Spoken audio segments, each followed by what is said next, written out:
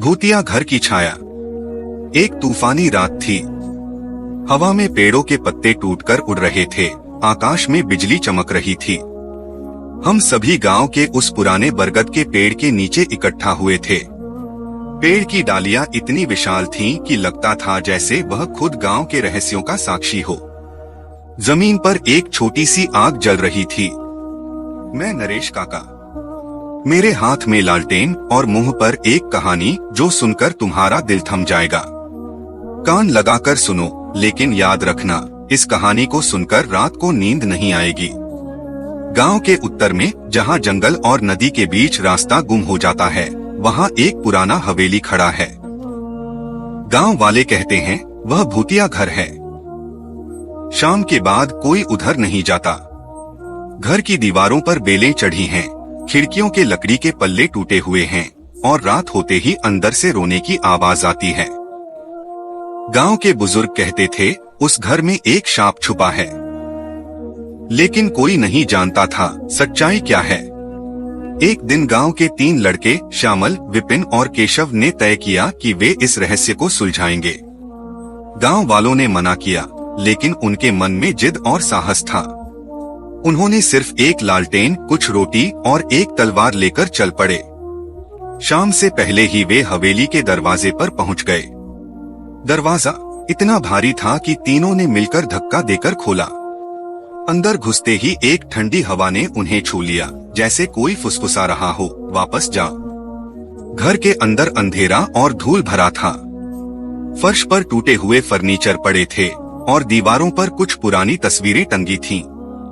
तस्वीरों में चेहरे जैसे उन्हें देखकर हंस रहे थे। श्यामल के हाथ से लालटेन कांप रही थी, लेकिन वह हंसकर बोला, यह तो बस एक पुराना घर है। डरने की कोई बात नहीं। लेकिन उसकी बात खत्म होने से पहले ही ऊपर की मंजिल से एक भारी पैर की आवाज आई, ठक ठक ठक।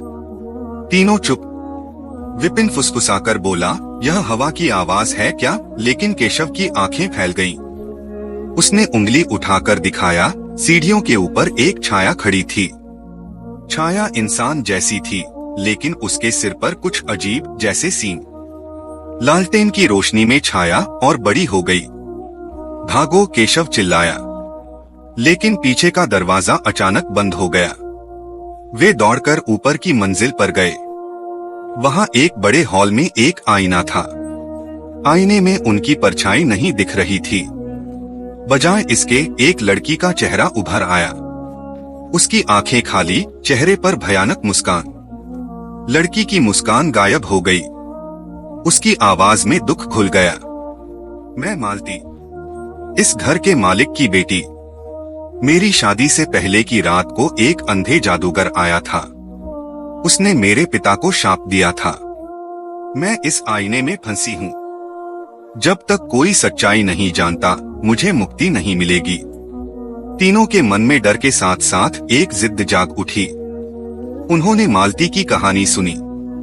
जादूगर के शाप से घर भूतिया हो गया था। शाप तोड़ने के लिए जादूगर का नाम जानना होगा, जो घर के गुप्त कमरे में छुपा था। उन्होंने घर का हर कोना खंगाल डाला। आखिरकार एक टूटी दीवार के पीछे एक कमरा मिला। वहां एक पुरानी किताब थी, जिसके पन्नों पर जादूगर का नाम लिखा था, कालना। उन्होंने नाम जोर से बोला तो घर कांप उठा। आईने से एक रोशनी निकली और मालती की छाया गायब हो गई। उसकी आवाज गूंजी, धन्यवाद, मैं मुक्त हूँ।